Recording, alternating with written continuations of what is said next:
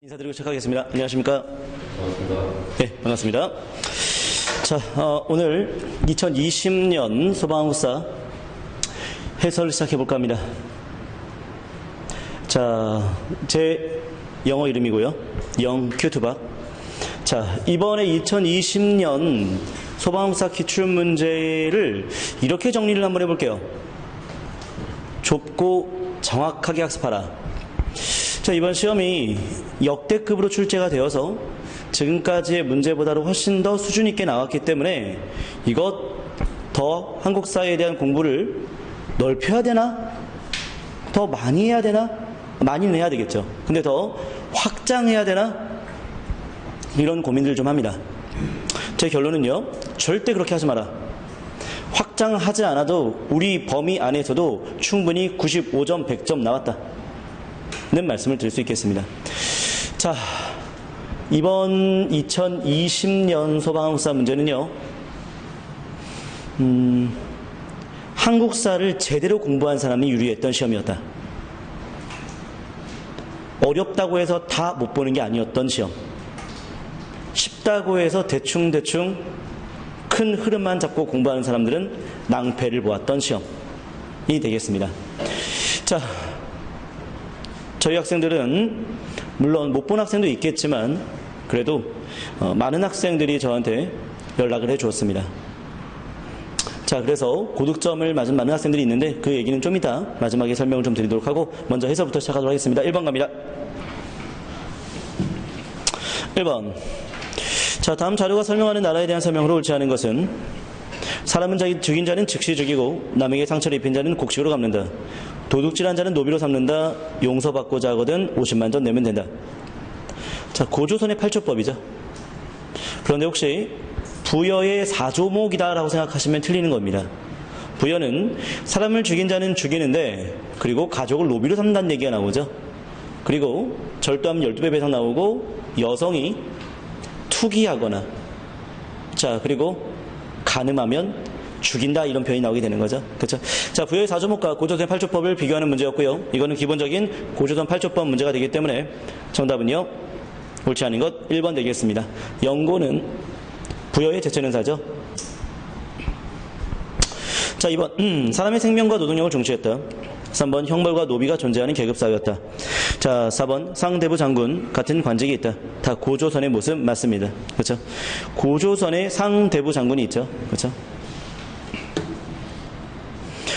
자, 정답은 1번 기본형 문제였습니다. 여러분들, 제가 문항 분류를 이렇게 하고 있습니다. 기본형 문제는 기본 개념으로 충분히 풀 수 있는 문제로서 소방 기출 유형의 문제입니다. 함정형은 실수를 유도하는 문제로서 신중하게 접근해야 되는 문제가 되겠고요. 세부형은 세부적인 내용을 정확히 알아야 풀 수 있는 문제가 되는데 이번 시험은 세부형 문제가 제 분류상 한 4문제가량이 나왔습니다. 그래서 이 세부형 문제의 절반 이상을 맞춰줘야 고득점이 나올 수 있는 그런 시험이 되었죠. 2번 갑니다. 이번은 관산성 전투가 나왔죠. 신라 진흥왕에 의해서 백제 성왕이 죽게 되었던 관산성 전투, 6세기라 볼 수 있겠죠. 자, 여러분들, 사비 천도한 왕이 성왕이고 성왕이 사비 천도한 이후에 죽게 된 거잖아요. 그래서 정답은요, 라 4번 되겠습니다. 자, 이것도 기본형 문제로 볼 수 있겠습니다. 혹시 이 얘기 기억날까요? 성왕이 사비천도, 그리고 남부여, 국호, 계층, 그리고 성왕의 모든 업적, 그리고 관산성 전투에서 성왕이 죽은 다음에 나오는 순수비들. 그래서 우리가 A, B, C 이렇게 달았었던 내용인데, 그쵸? 그래서 사비, 천도, 그 다음에 관산성 전투, 이 순서 괜찮죠? 예, 정답은 그래서 4번, 크게 어려운 문제는 아니었습니다. 자, 3번 갑니다. 3번 문제는 이 시기라고 되어 있는데 이 시기는 해국왕 이후 진골 귀족들의 왕위 쟁탈전이 치열했던 시기가 되겠습니다. 신라 하대가 되겠죠? 하대.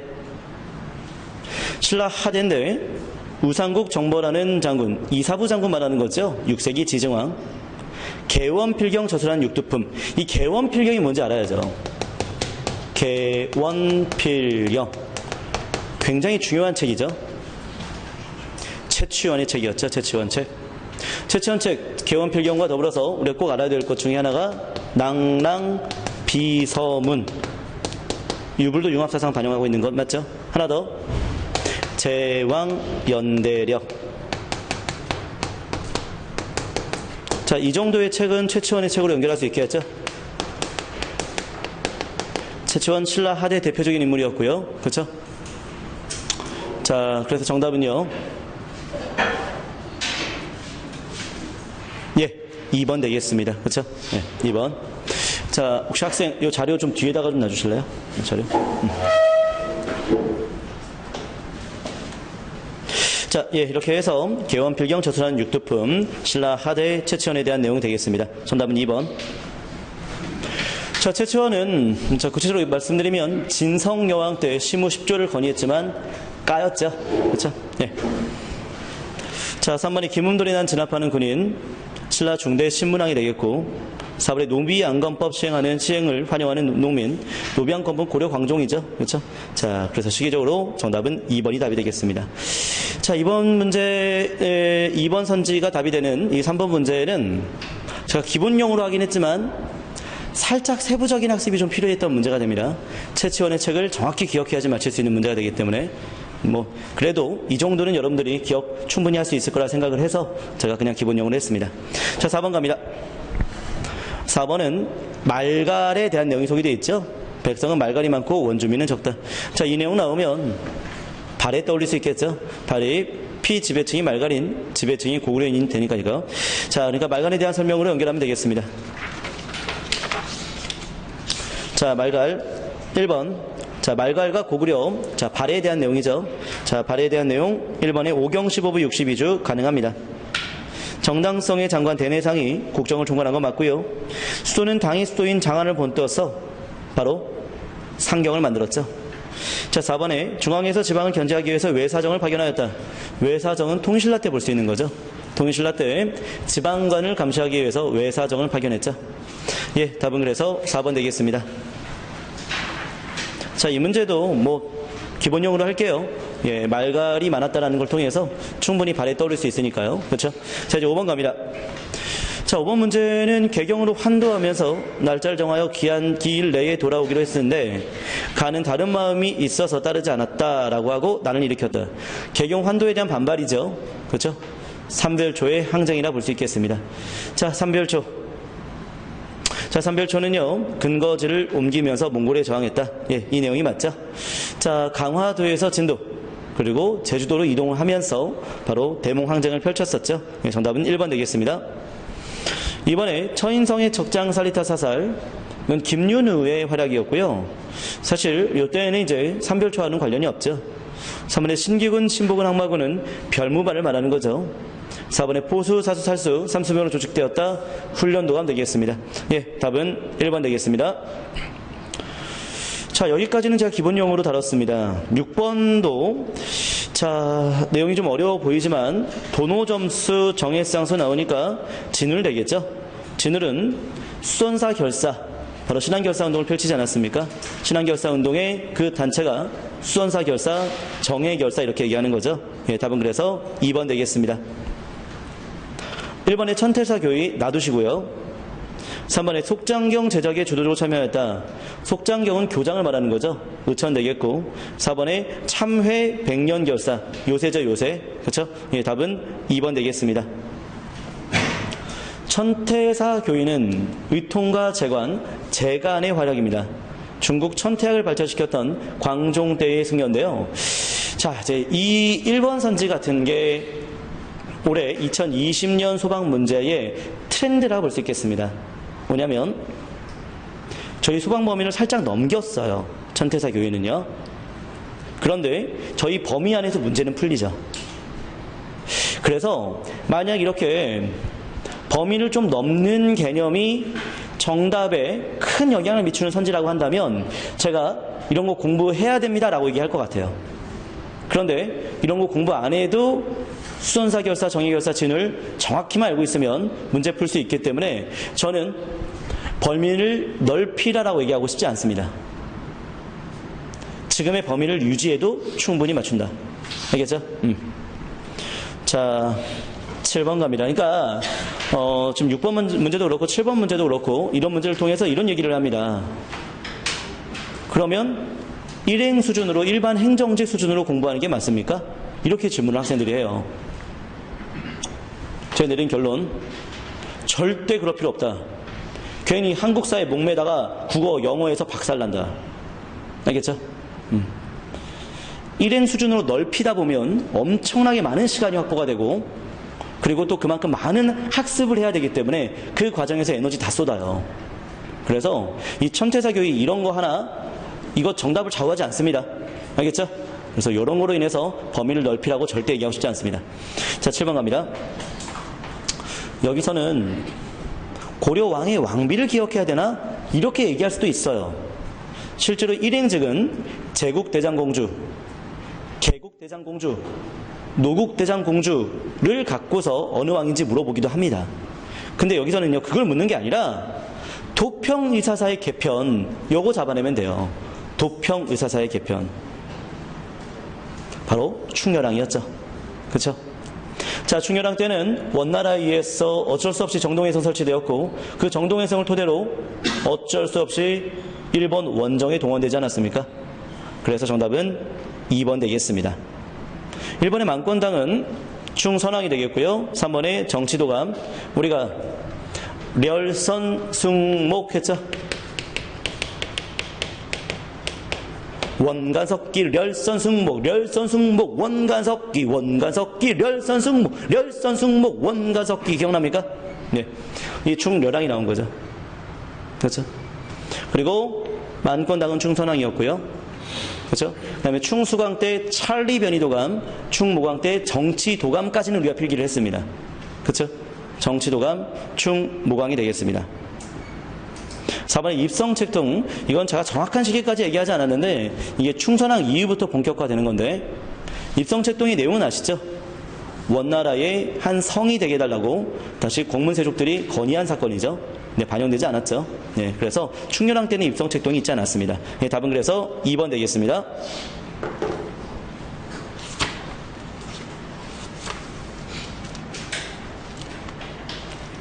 이 문제가 좀 난도 있는 문제가 맞습니다. 그래서 저도 세부형으로 갔는데요. 제가 우리가 수업 때 했던 내용들 관련 자료를 좀 확인해 보니까요. 자, 혹시 박영규 필기노트, 이른바 체험노트라고 하죠. 예, 뭐 제가 이소필 이렇게 쓰는 경우도 있는데, 그 체험노트를 보면요, 충열왕 이렇게 나와 있습니다. 그리고 도평의사사의 개편이 빈칸이고요. 그리고 거기에 정동행성 설치가 나와 있어요. 자, 세부적인 내용 맞습니다. 그런데 우리 범위에서 벗어나지 않는 세부형이다. 알겠죠? 자, 역대급 문제 맞습니다. 고난도로 나온 거 맞습니다. 하지만 우리 범위에서 벗어나지 않고 있다. 알겠죠? 확신합니다. 예, 그래서 정답은 2번 되겠습니다. 예, 되겠죠? 자, 7번 같은 문제에서 입성책동이라는 표현과 정치도감이라는 표현, 솔직히 일행직 수준의 개념입니다. 맞습니다. 그래서 저는 어떻게 가르치냐면, 예, 일행직 수준과 소방직 수준을 많이 분리해서 가르치고 있지만, 일행직 내에서도 이 정도는 소방에 건드릴 수 있지 않을까라고 생각하는 것들을 다뤄요. 그래서 제가 입성책동에 대한 표현도 썼고요. 그 다음에 정치도감에 대한 표현도 썼던 것입니다. 알겠죠? 그래서 이 정도 범위는 지금까지 소방이 많이 나오지 않았지만 이 정도는 해야 된다 생각하는 것들은 제가 다루는데, 다루는 것들은 다 출제가 되고 있다고 보시면 되겠습니다. 알겠죠? 예. 자, 이렇게 했고, 그 다음에 8번 갑니다. 자, 이 문제는 자료 해석형 문제였는데 18품 잡아내야겠습니다. 18품. 요거 잡아내야 되겠습니다.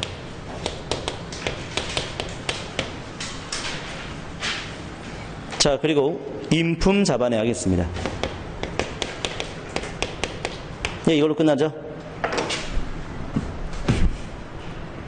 관리의 품계를 나눠서 인품에 따라 당시 토지를 지급하는 건데, 전시과죠, 전시과. 예, 전시과니까 전지와 시를 나눠줬던 정답 1번 되겠습니다. 2번에 관료들의 수조지는 경기도에 한정되었다. 과전법이죠. 3번에 관에서 수조지의 조세를 거두어 관리에게 지급했다. 성종 때 관수강급제. 4번에 인품과 행동의 선악, 공로의 대소를 고려하여 토지를 차대인께 주었다. 이거 역분전이죠. 그런데 혹시 이렇게 푸신 분 없겠죠? 인품 나왔으니까 인품이네 4번 선지 이렇게 하시는 분 없겠죠? 예, 관품이 반영되었으니까 전시가로 가야 되겠죠? 예, 그래서 전시가에 대한 설명 답 1번 되겠습니다. 엄밀히 말하면 이거는 시정전시가죠. 예, 그렇게 하고 이제 9번 가보겠습니다.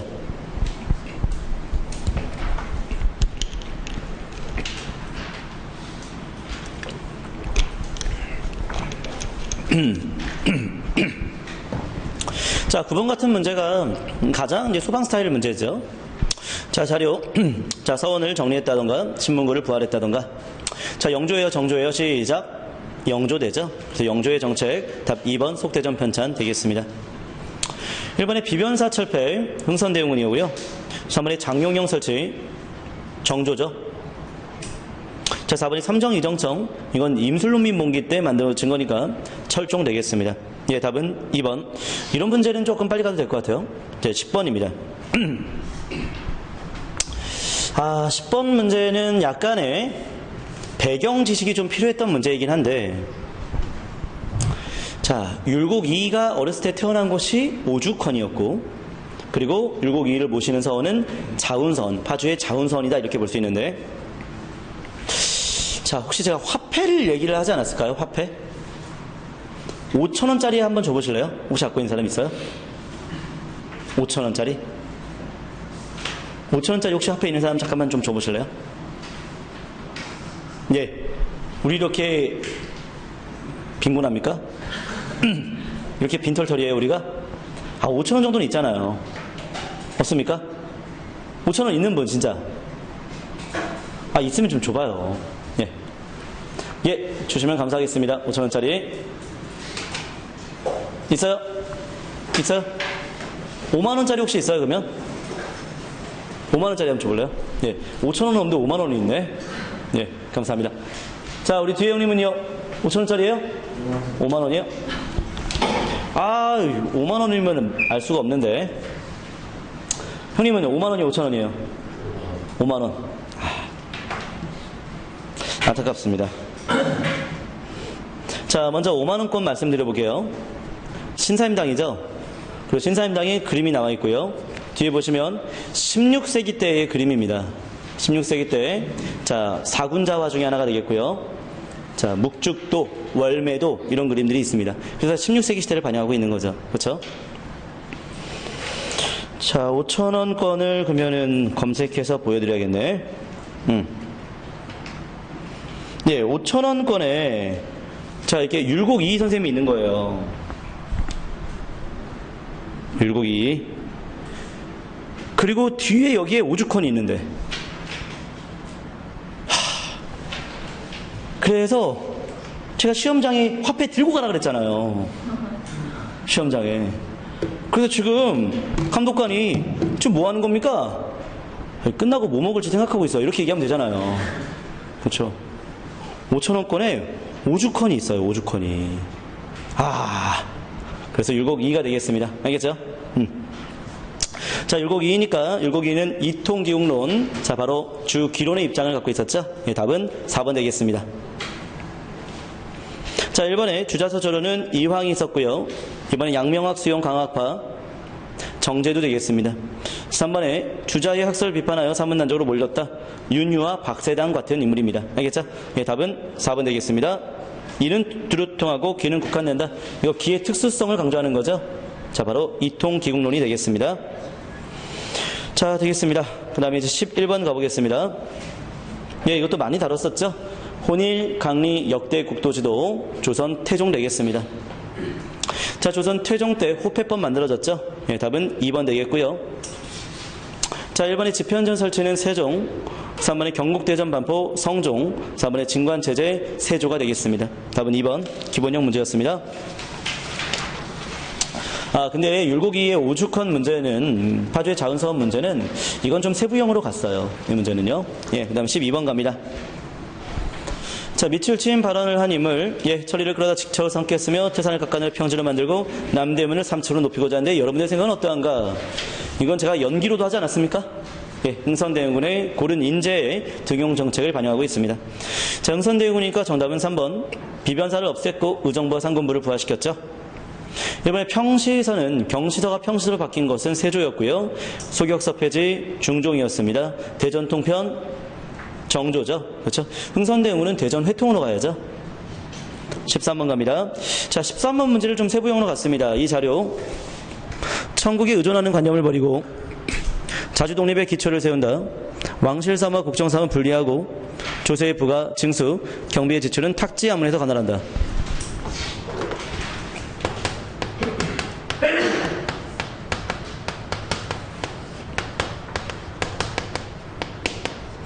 전설적인 문제가 나왔습니다. 자, 우리가 탁지 안문을 통한 재정의 일원화가 추진되었던 시기는 1차 가보개혁이었고 그 내용이 홍범 14조에 반영되었을 때에는 2차 가보개혁으로 풀라고 말씀드렸었죠. 기억나실까요? 그래서 청에 의존하는 관념을 버린다. 왕실사무, 국정사무 분리한다. 이런 내용들을 포괄하면서 바로 나온 내용들은 2차 가보개혁 홍범 14조라 볼 수 있겠습니다.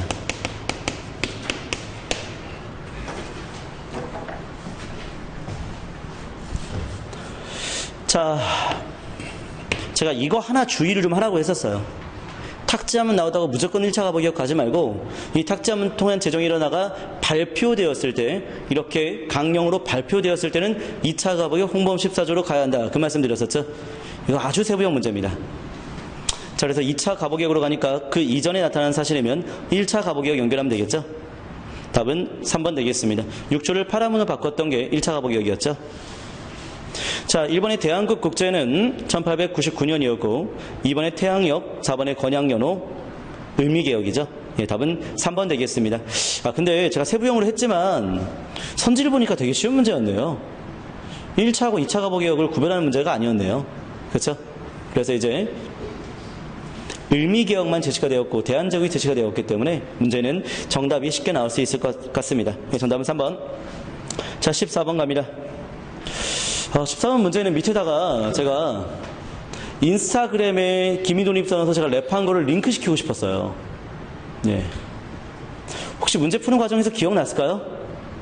금일 우리의 거사는 정의, 인도, 생존, 존용을 위한 민족적 요구이니 오직 자유의 정신을 발휘할 것이요 결코 배타적 감정으로 일주하지 마라. 기억납니까?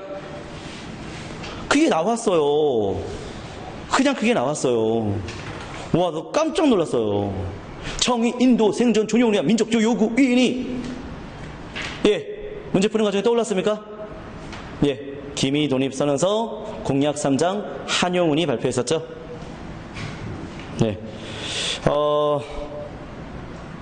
제가 인스타그램을 운영한 게 잘못한 것이 아니다. 인스타그램 운영을 잘하고 있는 것이다.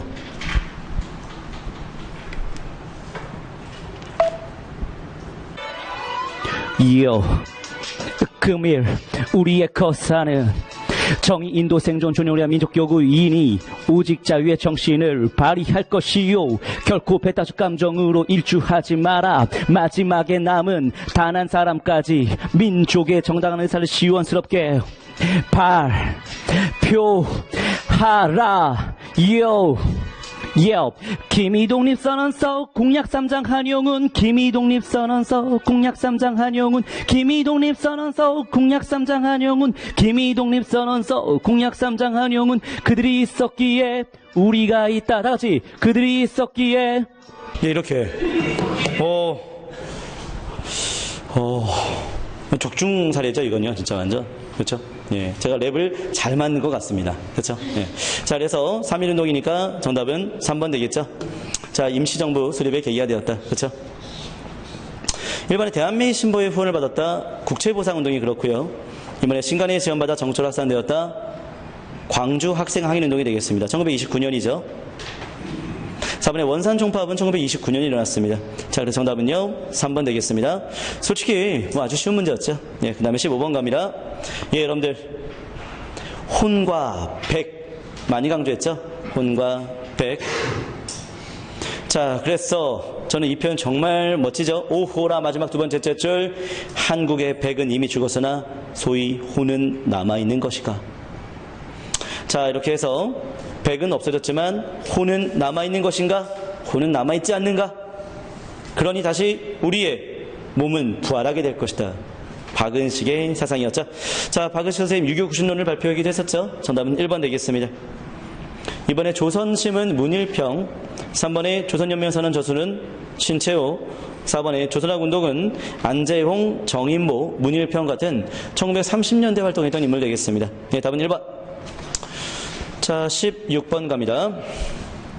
자, 무장독립전쟁과 관련된 아주 객관적인 역사적 사실을 체크해야 되는 문제였습니다. 자, 조선의용대 1938년이었고요. 자, 대한독립군단의 자유시참변 1921년이었습니다. 자, 한국독립군의 한중연합작전 쌍선버전2 1930년대 초반이었고요. 임시정부의 한국광복군 조직 1940년이었습니다. 자, 순서대로 한다면 나, 다, 그리고 가라 이렇게 할 수 있겠죠? 정답은 4번 되겠습니다. 자, 이 문제는 아주 디테일한 전후관계가 아니었습니다. 예, 큼직큼직하게 시기에 대한 파악이 된다면 충분히 풀 수 있었던 문제인 것 같습니다. 자, 이제 17번 갑니다. 가는 국무의 원수를 생각하며 이미 이를 갈았는데 참혹한 일이 더하여 우리 부모에게 받은 머리털을 풀 베듯이 베어버리니 을미개혁을 얘기하는 거죠. 단발정시에. 그래서 을미사병과 을미개혁에 대한 반발, 을미의병 되겠습니다.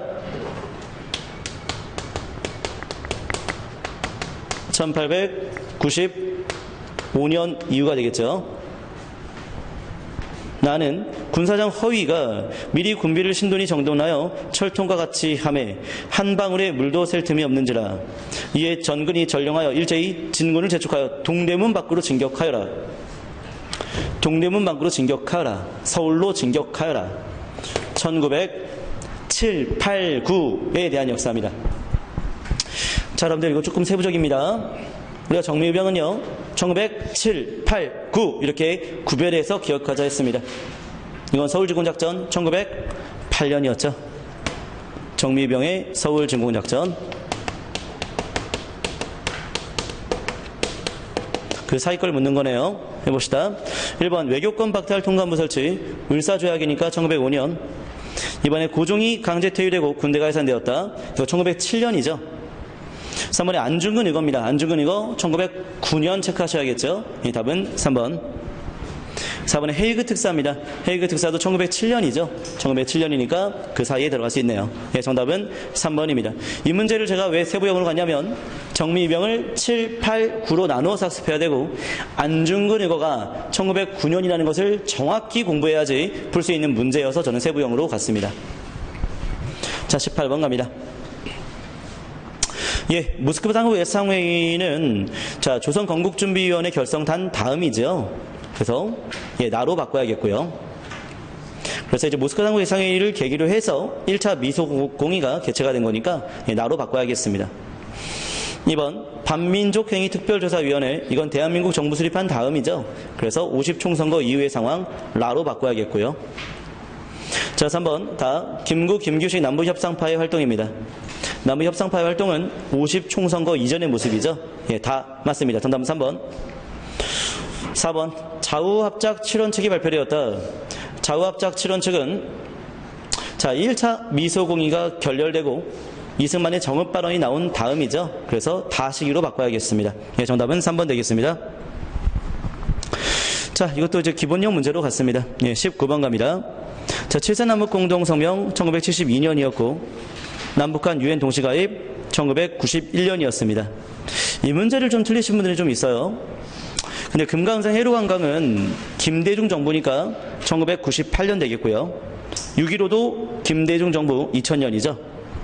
최초의 이산가족 상봉을 위한 남북적시자회담은 7.4 이전의 모습입니다. 7.4 이전의 모습이니까 71년이 되겠고요. 이제 4번의 77선언인데 솔직히 말하면 잠깐만, 이 5만원권은 돌려줘야죠. 제가 갖고 있으면 안 되겠습니다. 자, 5만원권 예, 다시 받아가시고요. 네. 자, 네, 고맙습니다. 77선언은 1988년 노태우 정부가 북방 외교를 본격화시킨 선언입니다. 그래서 사회주의 국가뿐만 아니라 북한과의 관계 개선, 특히 북한을 동반자 관계로 인식했던 77 선언 되겠습니다. 1988년이에요. 1988년 77 선언. 노태우 정부가 되겠죠. 저는 수업 때 UN 가입 이전에 바로 77 선언부터 기억해야 한다라는 말씀을 드렸고, 제 필기 노트에 보면 77 선언, 그리고 UN 가입, 그리고 남북 기본합의서 이렇게 연속해서 소개해놨습니다. 77 선언이 1988년이라는 것도 꼭 기억하자는 차원에서 연도도 체크해놨는데요. 그 내용이 나왔습니다. 솔직히 얘기할게요.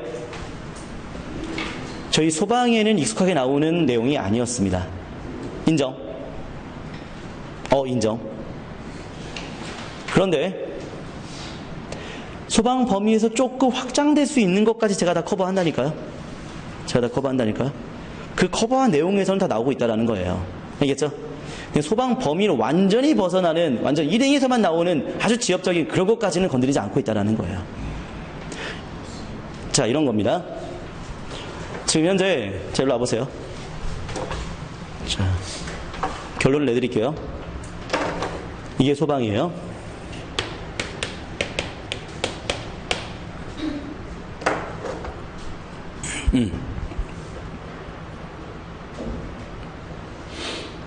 자, 일반 행정직은 이보다 범위가 더 넓죠.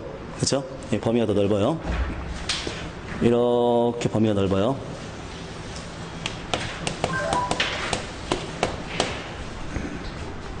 예, 됐죠? 그런데 이 중에 살짝 요만큼이 있어요. 소방과 일행의 경계. 소방에서는 지금까지 안 나왔는데 일행에서는 아주 기초적인 내용들. 그 경계가 한 요만큼 돼요. 요만큼이 돼요. 그래서 저희는 요 노란 색깔 범위로 공부를 한 겁니다.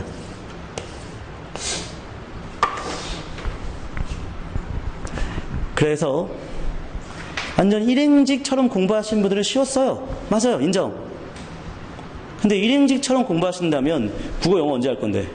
개론 복귀 언제 할 건데? 저는 이렇게 일행직처럼 공부하는 건 추천하지 않습니다. 그런데 또 그렇다고 해서 너무나 단순하게 소방에 나오는 것들만 공부하시는 분들은 이번 시험이 좀 어려웠던 거였어요. 그래서 이번 소방보다는 살짝 범위가 넓은 요 범위를 다뤄야 되는데 제 소방 수업이 제 소방 문제가 딱 그 정도를 다루고 있다라 보시면 되겠습니다. 예, 그러니까 너무 제 자랑 같은데 이번엔 좀 자랑 좀 할게요. 네, 왜냐하면 작년이나 그 전에는 너무나 쉬웠기 때문에 자랑할 만한 게 별로 없습니다. 쉬웠는데 뭐 누구나 모든 학생들이 거의 다 잘 보는 시험인데 뭐. 근데 이번은 좀 어려웠는데 저희 학생들은 유리했기 때문에. 예, 그래서 이번만큼은 2020년은 좀 잊지 못할 한 해가 될 것 같습니다. 그러니까 강사 입장에서 한번 얘기해 볼게요. 강사 입장에서 이런 게 있거든요. 난도가 낮아요. 그럼 우리 학생은 잘 봐야 돼요? 못 봐야 돼요? 당연히 잘 보죠. 잘 본다? 못 본다? 난도가 높아요. 그럼 잘 봐야 될까? 못 봐야 될까요? 당연히 못 보죠. 대부분 난도가 낮으면 잘 봐요. 난도가 높으면 못 봐요. 근데 강사가요, 난도가 낮은데 학생들이 못 봤어. 대부분의 학생들이 못 봤어. 일부가 아니야, 대부분이. 그러면 강사 그만둬야 돼요. 그만둬야 돼요. 여러분들, 저희는 정규직이 아니죠? 그래서 비정규직이기 때문에 언제 목이 날아갈 줄 몰라요. 근데 엄청나게 쉬웠는데 그 강사는 그 쉬운 내용들을 거의 안 다뤘다. 그러면 그만둬야 돼요. 현실이 그렇습니다. 난도가 높았어요? 그럼 대부분 못 봐요. 근데 그 학생은 잘 보겠다. 그러면 합격생은 선물을 사와야 돼요. 맞죠? 왜냐하면 대부분 못 봤는데 잘 봤으니까. 한국사가 합격에 결정적 역할을 했기 때문에 선물 사와야 돼요. 맞죠? 예, 그렇게 돼야겠습니다. 저는 이번에 이렇게 만든 것 같습니다. 예. 솔직히 얘기할게요.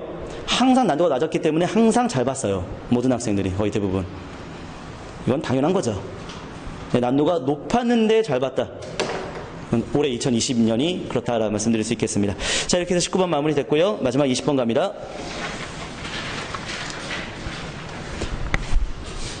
여러분들 이 문제 제가 시험 직전에 달았어요. 6.25 전쟁이 올해가 70주년이거든요.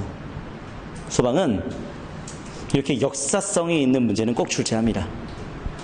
김영삼 대통령이 서거하셨을 때 그때 김영삼 관련된 문제가 나왔거든요. 이렇게 항상 소방은 그 역사성을 반영하는, 시의성을 반영하는 그런 문제를 꼭 출제를 하고 있습니다. 자, 아군의 철수죠. 자, 특히 흥남철수. 그렇죠? 자, 흥남철수니까 평양 탈환 이후의 모습이라 볼 수 있겠죠. 우리가 평양까지 올라갔고, 자, 그 이후에 중공군 참전으로 인해서 흥남철수했다 볼 수 있겠습니다. 알겠죠? 예, 정답은 그래서 4번 되겠습니다. 알겠죠? 자, 저는 이 문제 설명하는 과정에서 DC인의 욕을 먹었습니다. 제가 이걸 이렇게 설명했거든요. 1950년 11월 달부터 중공군 참전했고, 그리고 흥남부두에서 철수를 결정하게 되었고, 그래서 철수해서 돌아왔던 이들 1950년 12월 25일 날 거제도에 도착. 자, 탔을 때보다 5명이 더 확인되었죠. 그 5명은 신생아였죠. 그렇죠? 그리고 5명의 아이들에게 이름을 줘줬죠. 미군이 김치 1, 김치 2, 김치 3, 김치 4, 김치 5라고 실제로. 알겠죠? 이렇게 해서 많은 피난민들이 거제도에 있었고, 그 피난민 중에 한 명, 아들을 낳았는데 그 아들이 바로 부산에서 공부를 했고, 경희대 법학과를 입학했고, 그리고 사법고시를 패스했고, 그리고 노무현 대통령 당시 비서실장을 역임했고, 그분이 지금의 문재인 대통령이고. 그렇죠? 내가 요 설명을 했거든요. 요 설명을 하니까 DC인에서 박영규 문바다, 빨갱이일 수도 있다, 막 그렇게 올라오더라고요. 난 팩트를 얘기한 거죠. 팩트를 얘기한 거지. 이거 얘기하면 문바예요? 이거 얘기하면 빨갱이에요? 나 그거 얘기한 사람의 사상을 검증하고 싶어. 예. 자, 어쨌든 이 설명 기억나시죠? 그쵸? 예, 이 내용. 자, 그래서 흥남철수 중공군 참전 이후의 모습, 우리가 평양으로까지 진격한 이후의 모습, 정답은 4번 가면 되겠습니다. 되겠죠? 자, 결론 내볼게요. 이번 문제는 전근대사는 근현대사하고 비교했을 때 9개가 출제가 되었어요. 그러니까 상대적으로 예전에 10개 이렇게 나왔었는데 전근대사의 비중이 조금 더 올랐죠. 근데 거의 10개라 보시면 됩니다. 알겠죠? 전근대사, 근현대사 비중이 5대5다 이렇게 보시면 됩니다. 네. 그리고 제가 내린 결론, 세부형 세부형이라 한다는 건 고난도 문제죠. 세부형 문제가 4개가 나왔어요. 자, 그렇게 되면 이 세부형 4개 중에 절반은 맞춰야 되거든요. 그래서 제가 봤을 때 한 90에서 한 95점 정도가 합격 컷으로 볼 수 있지 않을까 싶습니다. 이 정도의 시험에 100점 맞으면 그냥 압도적으로 잘 본 거고요. 다른 과목을 굉장히 커버치게 된 거고요. 근데 95점 정도도 아주 잘 본 거고요.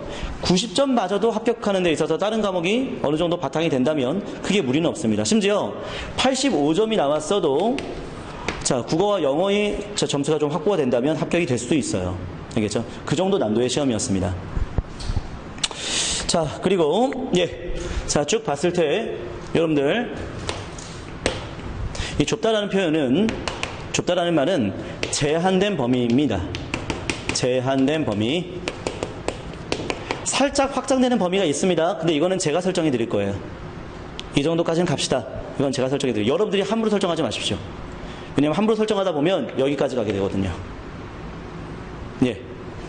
그러면 전혀 소방에서 언급되지 않는 것들을 막 공부하게 되니까 그럴 필요는 없다. 제한된 범위 내에서 깊게 공부하는 것 필요도 없어요. 그냥 정확하게 공부하면 돼요. 중열왕 때 정동행성 설치되었고 부평미사서로 개편되었다. 정확하게 공부하면 됩니다. 알겠죠? 예. 그래서 고난도 문제들이 정확하게 공부하면 맞출 수 있는 문제였습니다. 한번 해볼게요. 고난도 문제가 지금 현재 7번이 그랬죠. 지금 말씀드렸고, 그리고 10번입니다. 10번 문제는 솔직히 얘기하면 요 문제가 약간 저희 책에도 있긴 합니다만, 자, 요 문제가 그래도 제가 항상 다뤘던 내용은 아니었습니다. 솔직히 말하면. 네, 요 내용이 책은 있긴 한데 어쨌든 예, 율곡 2에 대한 세부형 문제였고요.